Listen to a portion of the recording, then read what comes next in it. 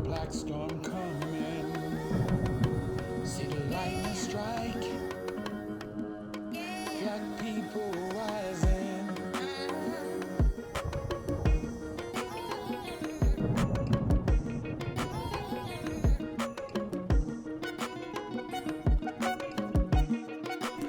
Hello and welcome to another edition of the Umoja Circle. My name is Keith Smokey Johnson. For those of you who are new to the show, the Umoja Circle is an African-centered talk show where I correct errors where errors are found and introduce facts where I find that so many people are working on fiction about who we are as people of African descent. This show is show number 2 of a 2-part show that I'm doing on something that is very powerful here in Texas. In fact, like I said in the first show, that not too far from the studio, there's a monument or a shrine to a battle that happened in 1836. And it's called the Battle of the Alamo, and the actual Alamo is not far from the studios. But what I'm showing in these 2-part shows is based on this book here. And I got an image of it up on the screen here. It's called The Counter-Revolution of 1836. And it's written by this scholar, this brother who we'll show you next. His name is Dr. Gerald Horn, a prolific writer, okay? This is a 500 and something page book. And it talks about the counter-revolution. The counter-revolution of 1836. And 1836 was the Battle of the Alamo. But what he was saying that those folks who are told from the 7th grade here in San Antonio, or in Texas, you're taught of the glory and the freedom of that battle, that it was fighting for freedom. But the question he asked is freedom for who? Now, for generations, we were told that the Alamo was a battle for freedom, like I said. But behind the smoke and the glory and all the origin stories lies a darker truth, and that's what this book produced. Okay, that Jim Bowie and Colonel Travis and Davy Crockett were fighting for liberty, but they were fighting for the right to keep people that look like me and many of you out there enslaved, violating Mexican law. Okay, now I got an image. The next image, I want to start my second part of this story where I left off. And I left off with this individual. I ended with this picture, and I'm going to start again with this picture for those of you who are new. This is the picture of Vicente Guerrero, the half-black Mexican who was the president of Mexico in 1829. He is the one who abolished slavery in Mexico. So when the Battle of the Alamo was happening with these Texicans at that time, they were the counter-revolutionary. They were the elites who were trying to counter after the Constitution was established. It was because of the revolution that the Mexican people to get rid of the Spaniards. Okay, so the revolution is the people at the bottom who try to get rid of the people who are on the top. A counter-revolution is the people on the top trying to reestablish power against the wishes of those at the bottom. And Guerrero, who came from a black father and an indigenous mother, came from that bottom part, and he understood what it was like to be a person of color. And he understood that enslavement was not what was good for the Mexican people. So let's go on a little bit more about this gentleman, then we'll go on to more into my discussion. Okay? Now, like I said, Guerrero's ancestry that some of y'all might be questioning, but if you look at that picture, that's a black man. Or let's just say he would have to go in the back of the bus with Rosa Parks. He looks even darker than she did. Okay? Several recent historical studies and public history institution described Guerrero as an Afro-Mestizo or an Afro-Indigenous president born to a father of African or African-Mexican descent and a mother of indigenous or mixed background, okay?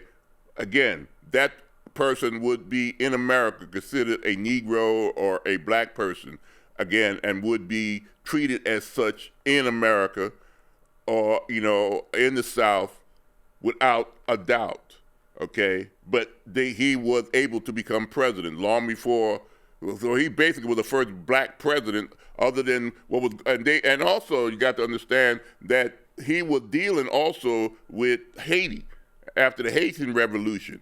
So Haitians were the first black country in this Western Hemisphere. Another country that came close to it was Mexico, the second one, with a black person in charge who wanted to eliminate slavery, like Haiti.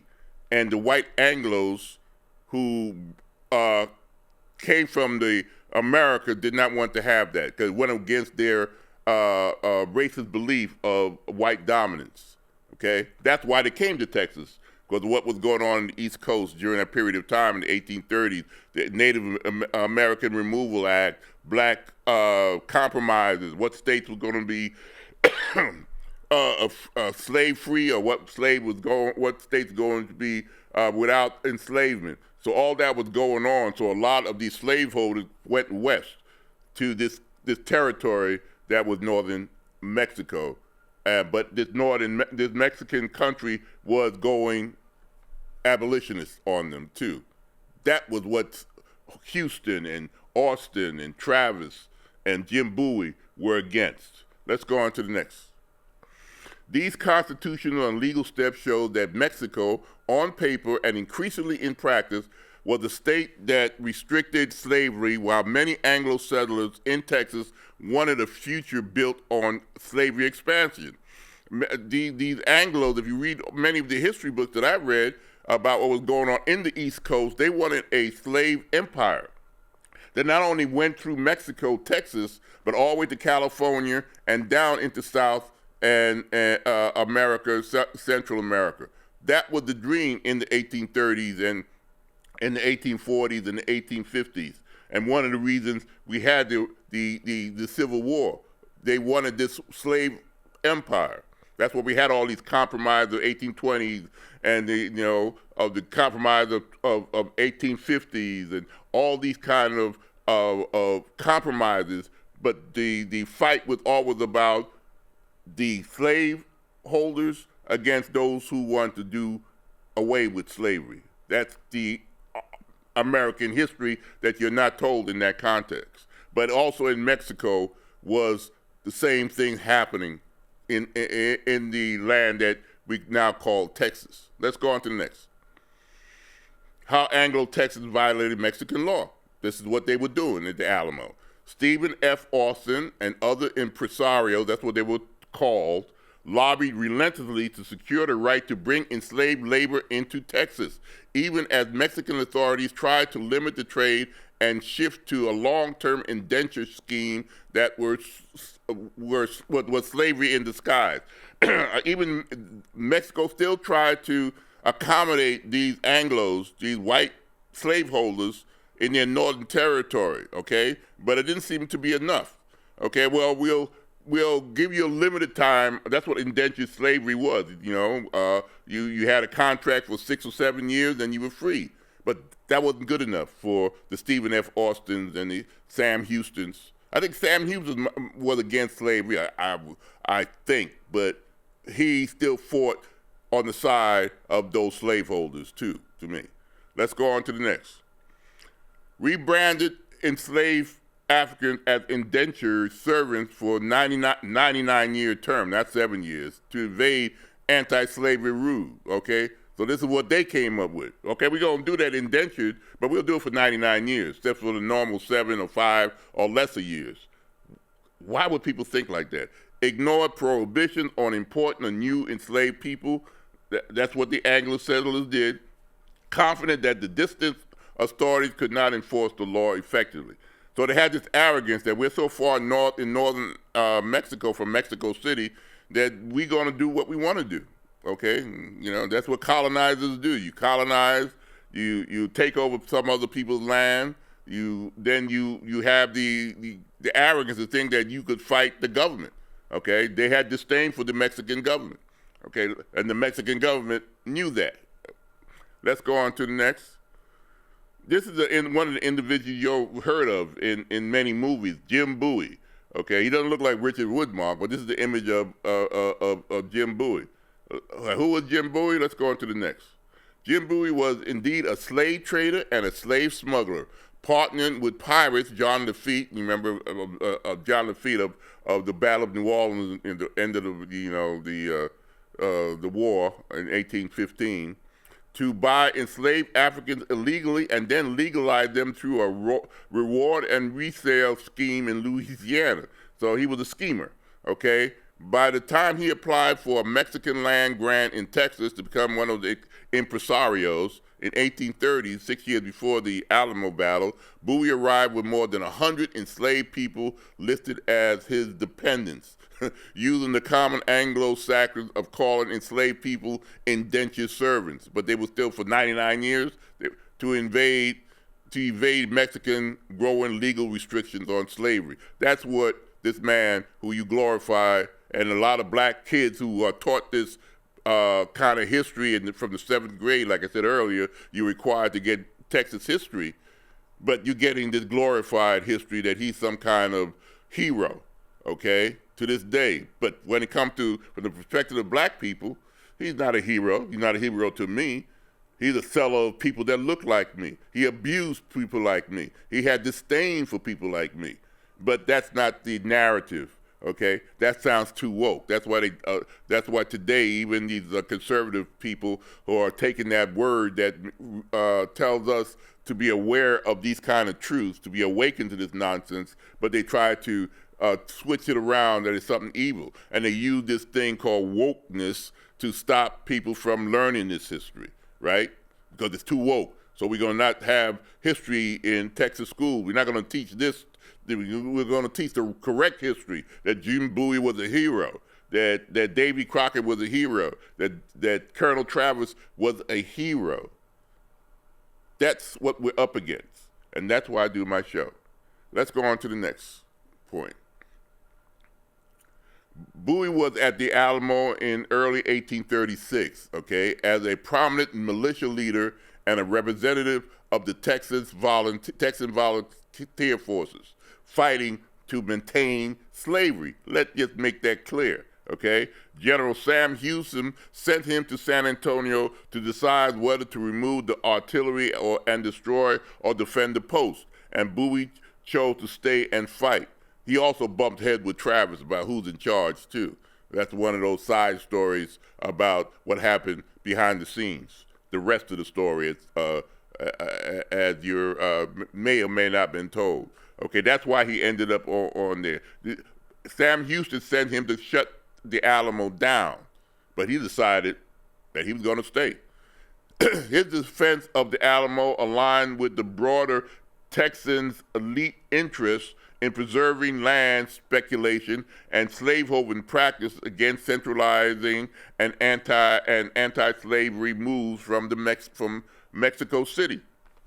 Okay, so they had, how dare these people in Mexico, the capital of Mexico, who doing these abolitionist stuff, that where people like slaveholders from the South and the West look with disdain at anybody who had any kind of abolitionist movement. But now you got a whole country south of United States that became an abolitionist country by their constitution. They could not stand that. And in their arrogance, they figured they're going to fight and ignore the Constitution of Mexico. That's why Santa Anna brought his troops up, to defend the law of the land. But you're not told that story, okay? Let's go on to the next. This is one of the only images of Colonel Travis. There's not many, this is the best images, so, and this is a sketch, so we hope this is what he looks like, but this is what I found and was told the only known likeness of Travis drawn during his lifetime, although its actually has been questioned. So this is basically, but it's not what he's portrayed in the movies, but, you know, hey, this is what he looks like, or could have looked like. Let's go on to the next. William Barrett Travers was also a committed slaveholder. Before coming to Texas, he owned enslaved people in Alabama. And in Texas, he continued to buy and sell enslaved people, including transactions that ran against the spirit and letter of Mexican law. This is what he was doing here in Texas. Let's go on to the next. Mexican authorities in coastal Texas had already clashed with Anglo slave catchers, because there was a lot of people, again, I want you to understand that a lot of black enslaved people from Alabama and Georgia didn't always go with the Underground Railroad north to Canada. Many blacks, especially in this region, in the South and the Southwest, went south into Mexico. There were large black communities of enslaved people that descend from enslaved people that fought with the Mexican army, okay, against these men. There was clashes between Mexican troops that contained black soldiers and these slave catchers.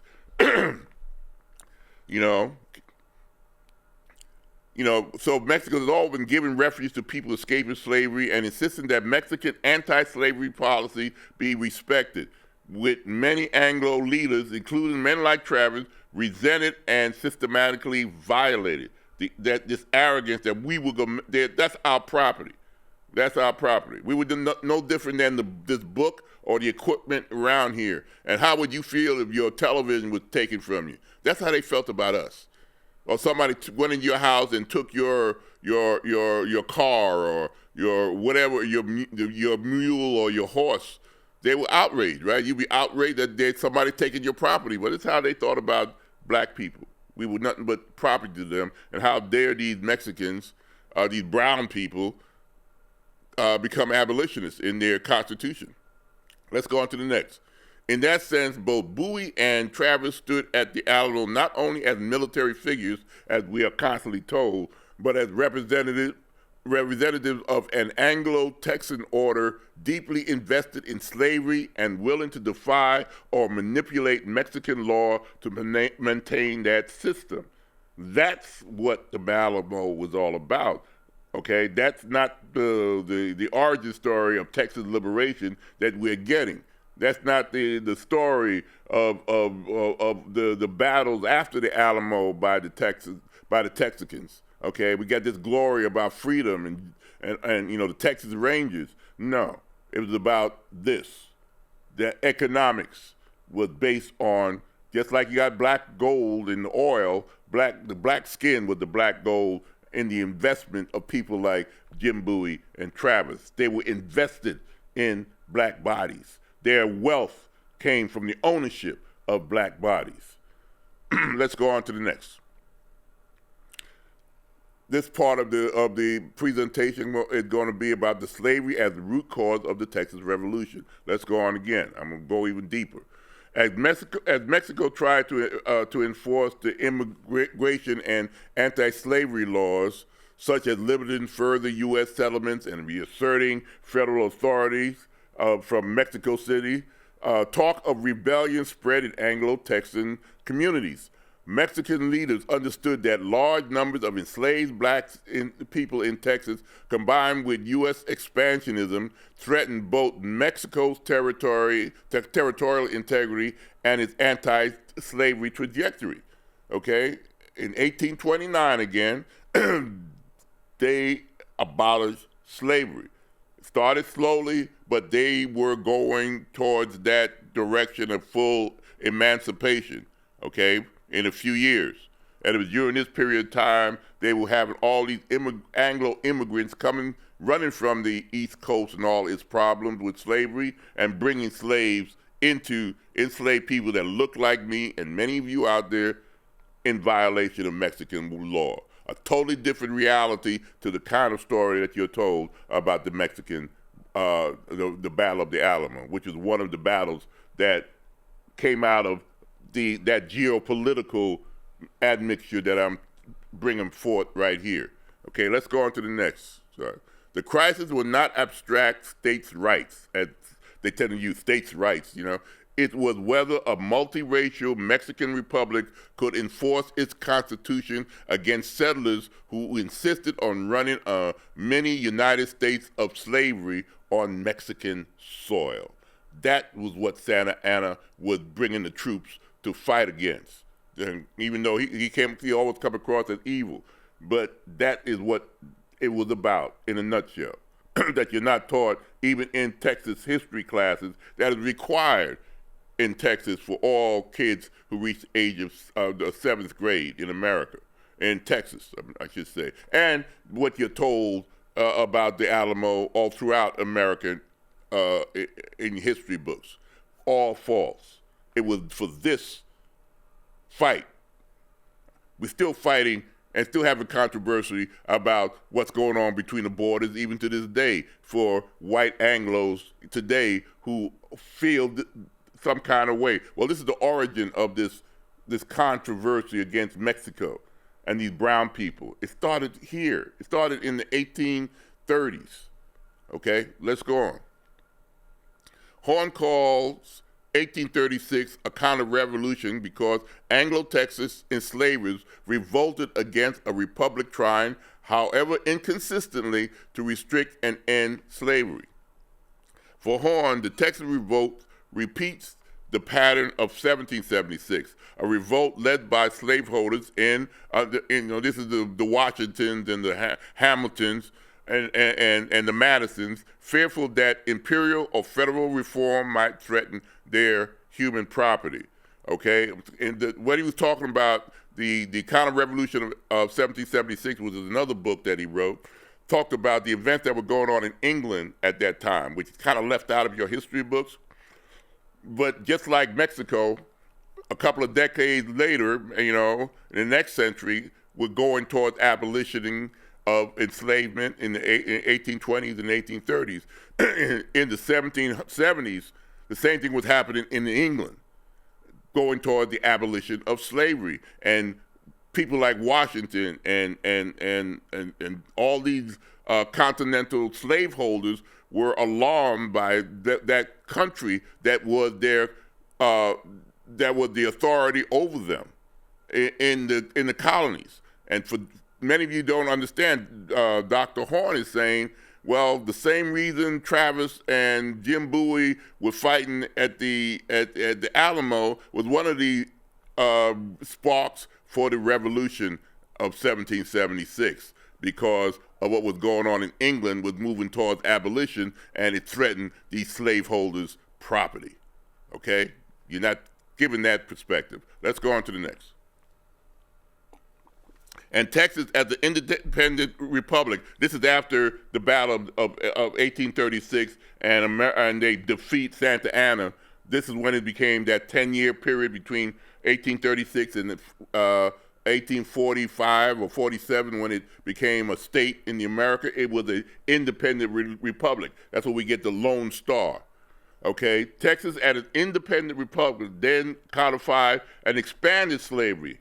Okay, once they defeated Mexico, seeking to become a major slaveholding power and even compete in the African slaveholders. You could find Texas ships off the coast of Angola, off the coast of Cuba. So they wouldn't compete with the United States in slave trade, even though in the Constitution, the trafficking of slavery in the United States Constitution ended in 1808. In Texas, when it was a republic, the Lone Star, it was sending ships out to pick up and traffic in slavery. So that's one of the things the republic was doing to maintain it. That's why they fought against Mexico. Let's go on. In 1836, in the 1836 Constitution of the Republic of Texas explicitly protected slavery, forbade emancipation without consent of slaveholders, and barred free black people from living freely in the republic, making slavery foundational to the new state. This was the Texas Republic's constitution. Okay, all right. Explicitly protected slavery, forbade emancipation without consent of slaveholders, and barred free blacks from living freely in the Republic of Texas. Okay, people don't realize that Texas has the largest population of black people in America, okay? Texas. And you wonder why? Because of this, okay? Of enslavement here by the Texas Republic that brought so many black people as enslaved people, okay? Let's go on to the next. Many of the leading Anglo figures at the Alamo, including William B. Travis and Jane Bowie, again, were slaveholders deeply invested in preservation of slavery and land speculation tied to enslaved labor. Like I said in part one, Horn and other scholars note that the broader conflict in which the Alamo occurred was triggered in part by Mexican attempt to enforce anti-slavery and immigration laws in Texas. Those immigration laws, okay, that Americans again violate. They're talking about immigration laws violations by people from the south of us here in America. Well, we did it to them first by violating their laws. Let's go on to the next. The Alamo was not an isolated last stand. Let's get this point clear. It was a battle in a war launched by slaveholders who rejected Mexico's authority to limit slavery and U.S. immigration. Okay, one thing you learn about history, and I'm gonna end that this here, and I got less than a minute or so, so I'm gonna make this point. The past, the present, is always a reflection of the past. And in order to understand what is going on today with all the immigration issues, if you want to understand why Texas is so conservative when it comes to what is happening to black people or brown people, it started from that. And with the type of mythology that's been pushed forward, okay? This slogan that you most likely I've heard many times is a reflection of that. This popular slogan, remember the Alamo, therefore functions as a call to remember a slaveholders' rebellion against a multiracial republic that dared to challenge the bondage of black people. That's what the Alamo is about. And the controversy and the type of mentality that existed back then exists today. When you have all these ICE agents going all through these cities and grabbing, they have that same disdain, that same white arrogance that they had at the Alamo, okay? And whose side of that divide that you're on, I know who I am. I'm always for the people, for freedom of my people, okay? For those black men and brown men who were in the Mexican army that fought against the slaveholders at that Alamo, okay? So I'm gonna stop it right there. So again, now you know the rest of the story. You make your own decision. And I hope I gave you some insights on today's show. So peace, hotep, bye-bye.